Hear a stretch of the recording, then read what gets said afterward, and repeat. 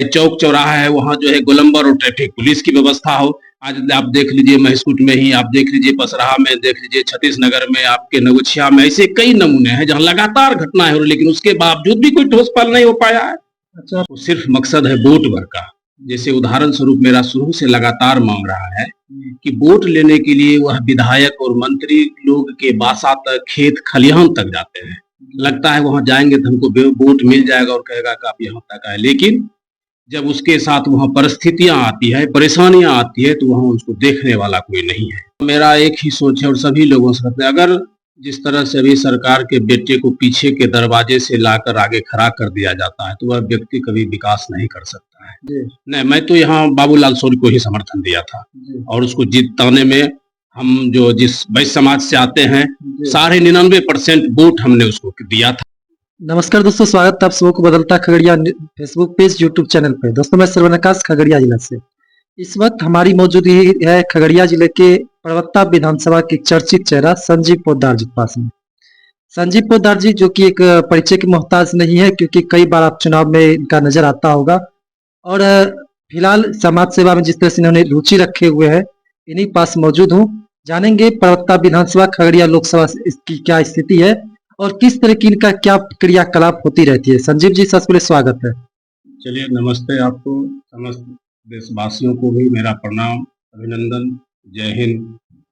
आज इस बकरीद ईद उल अजहा पर्व के अवसर पर दिली मुबारकबाद देते हुए सबको मैं प्रणाम करता हूँ।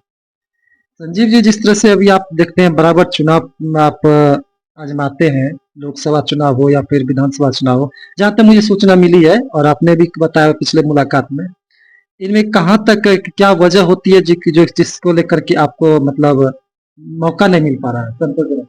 नहीं, संतोषजनक मौका मेरा एक ही सोच है और सभी लोगों से कहते हैं, अगर जिस तरह से अभी सरकार के बेटे को पीछे के दरवाजे से लाकर आगे खड़ा कर दिया जाता है, तो वह व्यक्ति कभी विकास नहीं कर सकता है। और जो व्यक्ति संघर्ष के रास्ते आगे बढ़ेगा, उसे मेहनत करना पड़ेगा, समय लगेगा, लेकिन उसका परिणाम अच्छा होना है। मैंने इसके पहले कोसी शिक्षक निर्वाचन क्षेत्र से चुनाव भी लड़ा। इस बार कोसी स्नातक निर्वाचन क्षेत्र का मैं प्रत्याशी हूँ। इस बीच मैं बीरपुर विधानसभा से भी चुनाव लड़ा। मेरा लड़ाई लड़ने का मात्र एक ही मकसद है कि एक विशेष बदलाव की जरूरत है।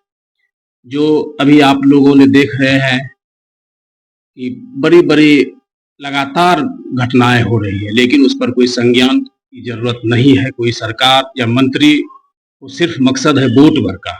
जैसे उदाहरण स्वरूप मेरा शुरू से लगातार मांग रहा है कि वोट लेने के लिए वह विधायक और मंत्री लोग के बासा तक, खेत खलिहान तक जाते हैं। लगता है वहां जाएंगे तो हमको वोट मिल जाएगा और कहेगा कि आप यहाँ तक आए, लेकिन जब उसके साथ वहाँ परिस्थितियां आती है, परेशानियां आती है, तो वहाँ उसको देखने वाला कोई नहीं है।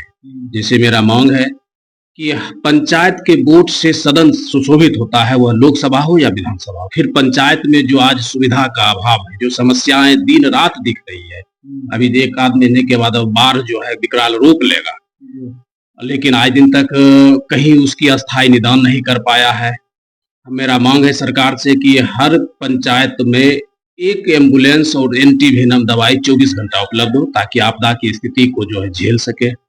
जब अभी अगलगी की घटना आती है, देखने में आता है करोड़ों का करोड़ों फसल किसानों का 20 बीघा 25 बीघा जल जाता है। अगलगी की घटना होती है तो अग्निशमन आता है, तो वोट पंचायत का देते हैं तो एक पंचायत में अग्निशमन की व्यवस्था हो, एक एम्बुलेंस की व्यवस्था हो। आज लगातार रोड पर एक्सीडेंट की घटनाएं हो रही है और मेरा जहां तक मांग है, अगर इसका भी मैं सरकार से मांग करता हूं, जनगणना किया जाए कि बिहार में प्रत्येक दिन 25 से 30 हजार रोड एक्सीडेंट से मौत हो रही है।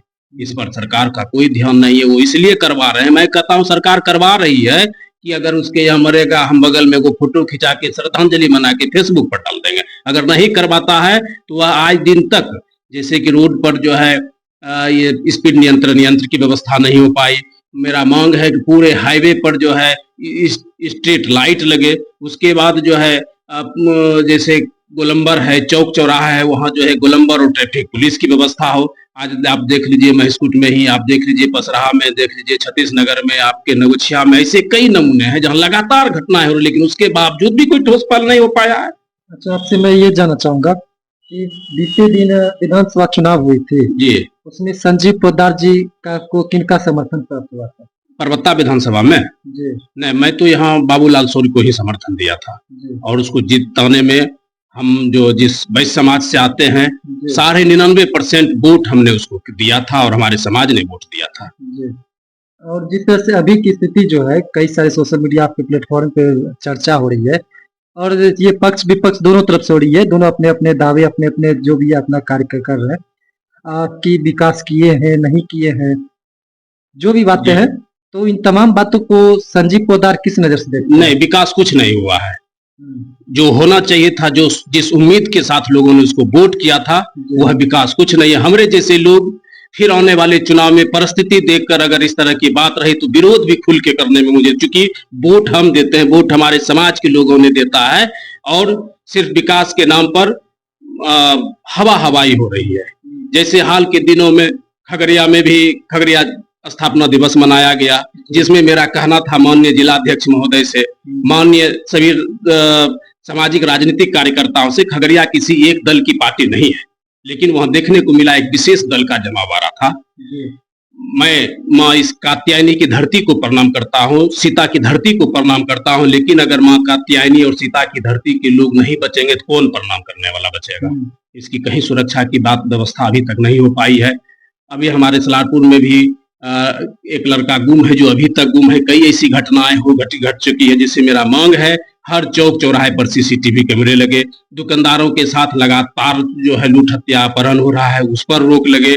आज दिन तक इस पर कोई ठोस पहल नहीं हो पाया है। पर्सनली संजीव पोद्दार जी का आगे का क्या टारगेट है? क्या लक्ष्य है आपका? जिस तरह से समाज में आप प्रस्तुति देते रहते हैं जहाँ-तहाँ, खगड़िया लोकसभा या परबत्ता विधानसभा क्षेत्र में भी, तो इसमें आपका लक्ष्य क्या है? आगे चल के आप क्या लक्ष्य है? राजनीति को लेकर आगे आप फिर से चुनाव में आने चाह रहे हैं या फिर कुछ समाज सेवा करके ही कुछ अपना दिखाना चाह रहे जी, समाज सेवा के बदौलत ही कोई व्यक्ति आगे बढ़ सकता है हैं? जी, और जितना हम लोगों को सक्षम है, अपने बदौलत, समाज के सहयोग के बदौलत, मीडिया, सोशल मीडिया की बदौलत हम लोग जो है लगातार समाज को लेकर समाज के संघर्ष के साथ आगे बढ़ रहे हैं। जो फिर आपका एक चुनाव भी है, उसी स्नातक निर्वाचन क्षेत्र से 2-3 माह के अंदर घोषणा हो जानी है, जिसमें हम उम्मीदवार होने जा रहे हैं। और इस दौर में मैं सभी लोगों से कहना चाहूँगा, दोषी सरकार का तंत्र नहीं है, दोषी मैं हूँ, क्योंकि जिसको मैं वोट देता हूँ, उसी को हम माला पहनाने के लिए दौड़ता हूँ। मैं सभी लोगों से कहना चाहता हूँ कि वोट फूल की माला नहीं देती है, इसलिए किसी भी नेता, मंत्री, विधायक को फूल की माला नहीं दें, उसे बैठाएं, एक गिलास पानी दें और उसे एक समस्या का आवेदन दें, महोदय हमारे यहाँ यह समस्या है, तभी आपका समाधान हो सकता है, अन्यथा आपका कोई और कभी समाधान नहीं हो सकता। चलिए बहुत-बहुत धन्यवाद। अभी आप सुन रहे थे संजीव पोद्दार जी है समाज सेवी और जिस तरह से कई चुनाव में यह रहते हैं, अपनी यहाँ भाग्य आजमाते रहते हैं और इनकी बातों को लेकर आपकी क्या प्रतिक्रिया है? आप कमेंट के ज़रिए ज़रूर से मैसेज दें। शेष अगला न्यूज़ अगली खबर के साथ आपके पास आता हूँ, बने रहे। धन्यवाद, जय हिंद।